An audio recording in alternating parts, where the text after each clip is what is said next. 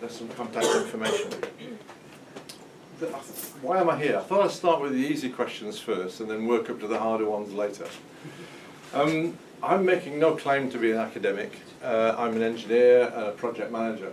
For 4 years I ran this social enterprise in Leeds, and what we were doing were installing super insulation, or a very high level of insulation, in older properties and moving them towards near passive house standard, both in terms of thermal performance and also air tightness.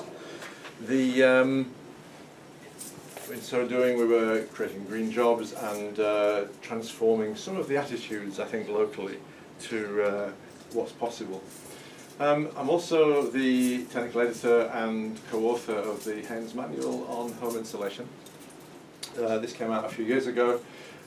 It had a great review in the Sunday Times. It went to number 5 in the Amazon best-selling books list, which apparently is the highest level of any Haynes Manual ever. What it does show is the appetite for the information that it contained, and the fact that there is a popular interest in the subject. I've had a long association with Leeds Beckett University, different names when I first started. I did my master's here, and working with Chris over a number of years, both in terms of specific work on properties, but also to do with some longer term testing that we're doing in some of the properties that are renovated. We're looking particularly at moisture build-up and heat flow through walls that have been internally wall insulated. I've spoken at a number of places. This is actually a home building and renovation show, but also other conferences on fuel poverty and empty homes. And also, I'm the man that fries eggs on light bulbs. Now, when I do talks and workshops, this is one of the things that I choose to do, and it's one of the ways I've found that makes people remember that 94% of the energy going into a halogen bulb comes out as waste heat. And people stop me in the street and say, "You're the man who fries eggs on light bulbs." The point of all of what I've been doing and what I've been talking about today is it's energy conservation is far more important than energy generation. It's a fabric first approach, followed by habit changing, appliances, better use of controls, and finally renewables. Okay, so I want to share with you a little bit of the motivation of why I'm in this industry and why I'm still doing what I'm doing. So what kind of society do we want? For me, we expect to put the tap on and get some clean tap water. We expect, if you've got something wrong with you, free healthcare. That's under threat, but that's what I think is a necessary thing. Free education, certainly for little people.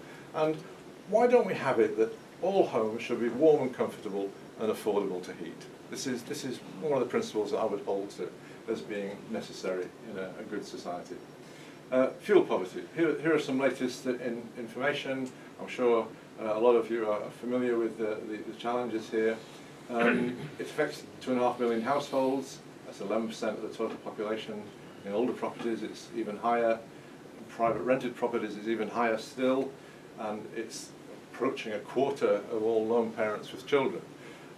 This is the 2015 figures. It was updated in August 2017. The projections that are made is no change in the overall proportions. If you look at a graph of the trends over time, that's going up. It's getting worse. This is something that we're not tackling. All the policies that have come out of the different governments are not making it work. Okay. So, what would be the benefits of super insulating the UK housing stock? Again, this is behind my mind of why do this stuff? Well, it would create tens of thousands of jobs. It would stimulate the whole manufacturing industry and the supply chain. It would improve the health and well-being of millions of people, which reduces the burden on the NHS. Increase community cohesion. This is where, once you start doing a piece of work in a neighbourhood, people start working together more, they start fixing more than just the quality of the houses.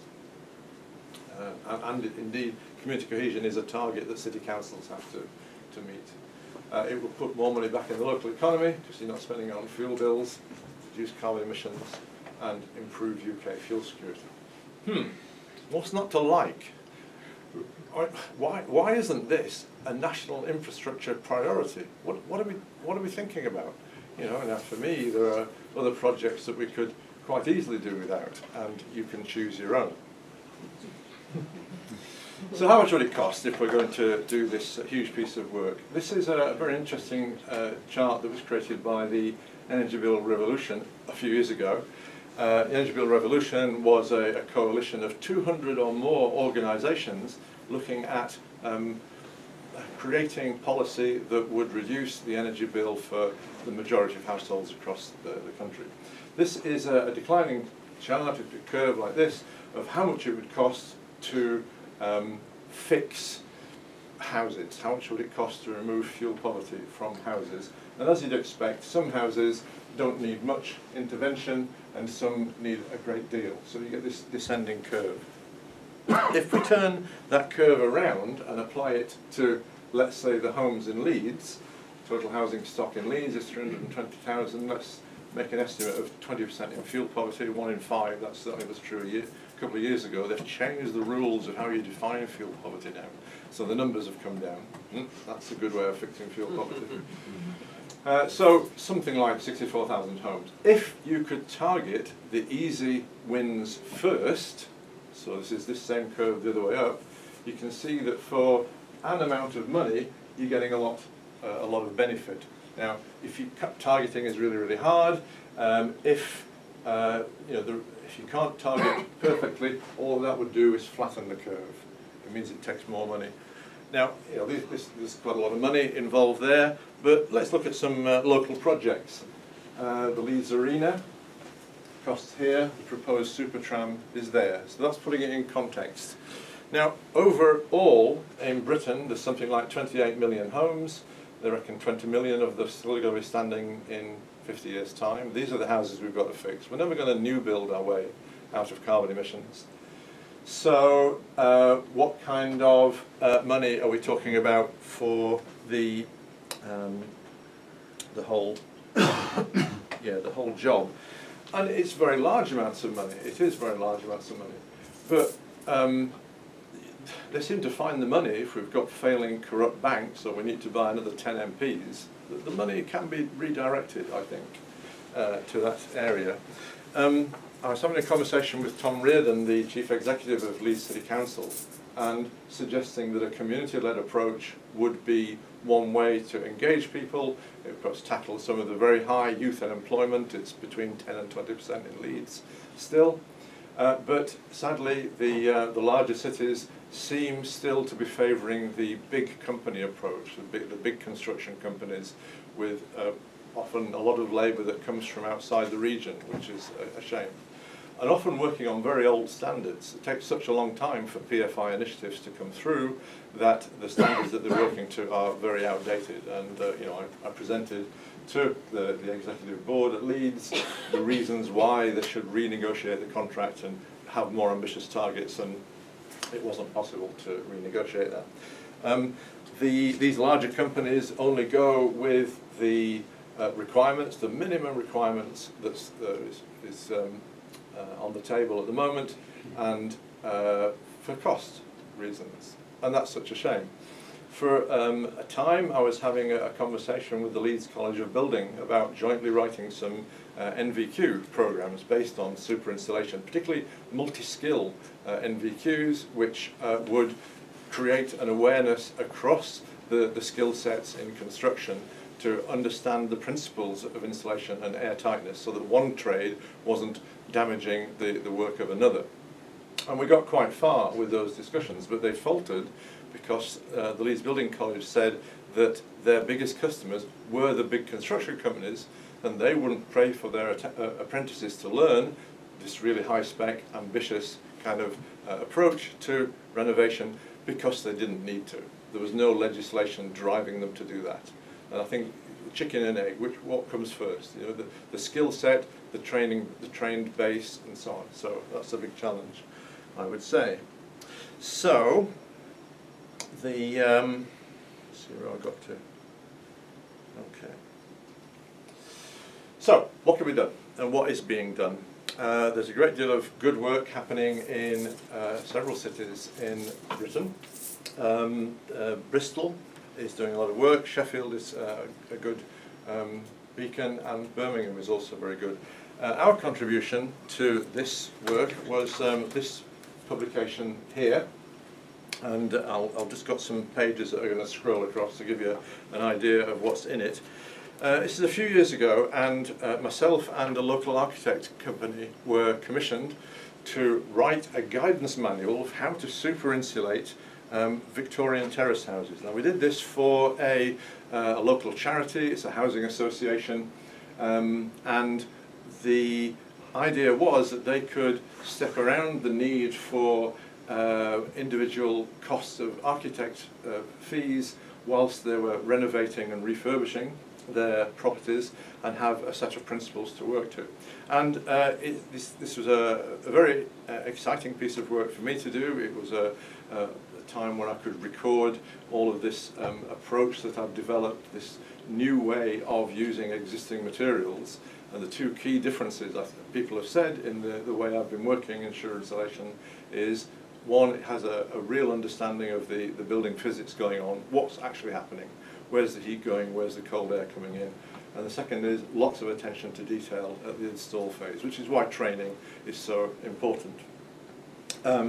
This guide is still in use, and it's being used by two of the big housing associations in Leeds, plus a number of housing cooperatives, plus others in fact.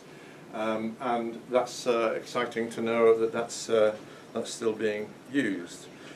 Okay, so now interestingly, it was this publication, the guidance manual, which led on to the Haynes Company inviting me to be the technical editor. And if any of you are having trouble sleeping, then for a small price, I do have a cure for this. Okay. So, and here's this is a link into my website. There's a bit more information about the guidance manual. Send me an email. I'll send you a link to a PDF copy of it, and you're welcome to have that. Okay, so what's possible if we actually take this approach, if we really try and go down the route of super insulation? What can we do?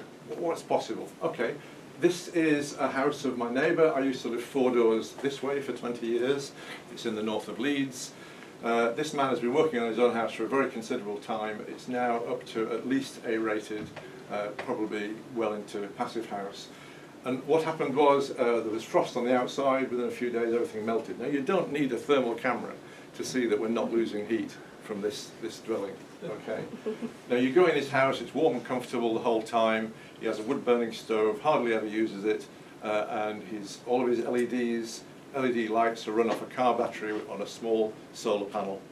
This man had the gas turned off to his house 20 years ago, and he showed me his electricity bill, mains electricity bill, for the whole of the previous year, £36.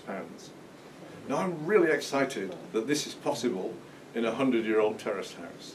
Now, apply that to fuel poverty in Britain. Apply that to this threat of more nuclear power stations or whatever. Or 80% of the gas supply coming into Britain is from outside the country. So all we have to do is fall out with some countries, and we're out of gas. I see this as being part of the way forwards. Okay, there is the intention to update this guidance manual. It'll be a collaboration between myself, Leeds Environmental Design Associates. Matthew is here from that fine group. They're award-winning local architects doing a lot of good work in Leeds, and also Leeds Beckett University. Leeds, Chris and his team will be adding some of the science behind the interventions that we're talking about in this. And the idea is to offer it to city councils and housing associations targeted at their specific mix of housing stock. And we'd welcome expressions of interest for that.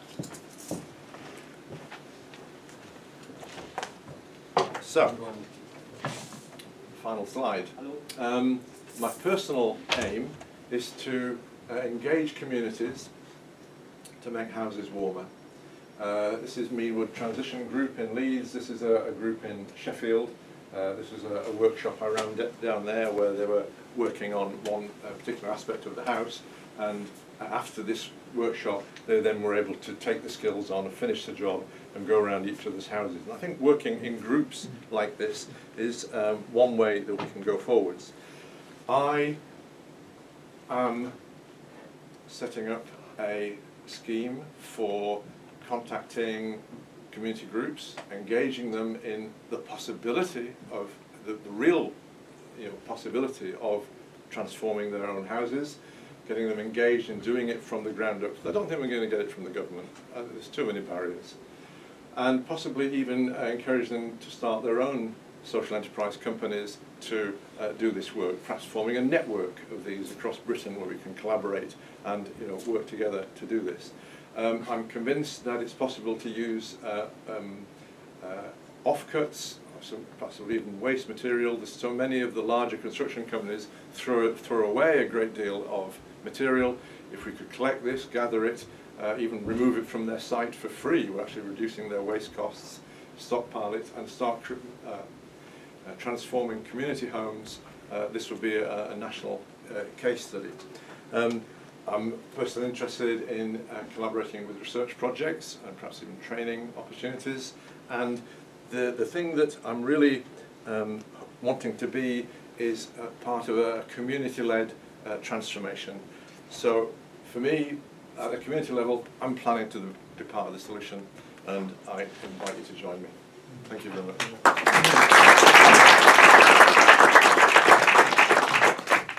Thank you, Andrew, for sharing your journey thus far. I think it's great that you're offering people to come along, for them to come along the journey with you.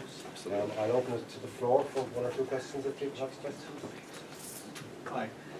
You mentioned that targeting the easy wins was very, very difficult. Yes. Why is it difficult? What do you need to know? What in my discussions with the council locally, and I was also part of a group called the Leeds Climate Action Coalition, so we had quite regular meetings with the executive members. It's easier for them to work in a complete area, a complete postcode, if you like, because then you get the advantage of neighbours seeing things happening and everybody wants to work together. This idea of competing to use less energy. And at that point, you just got to take what there is, and that some will be easy wins and some will be harder wins. There is some possibility that you could guess that a certain house type would need less interventions than others, but it's not always the case. Every house is different in my experience.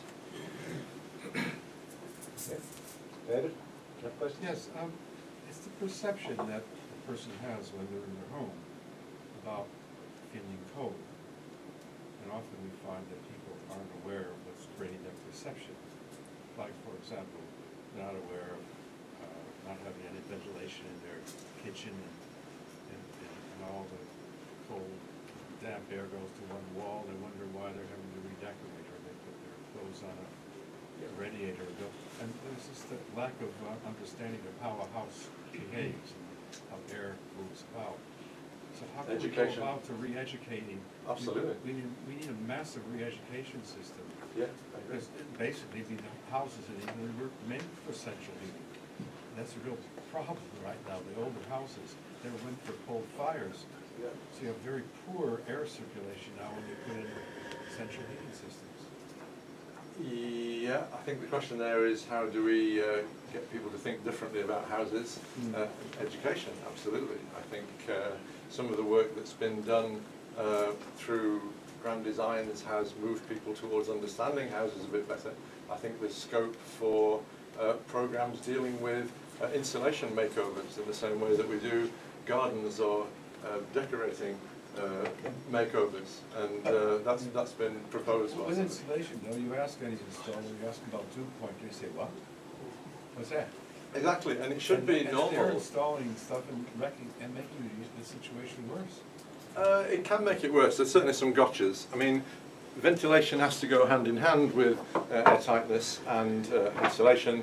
And of course we've got to have the air changers per hour, but there's a range of solutions. It's about being pragmatic, I think. And you know, the proof is in the proof of the pudding is in the heating, I think. And No, the devil's in the detail.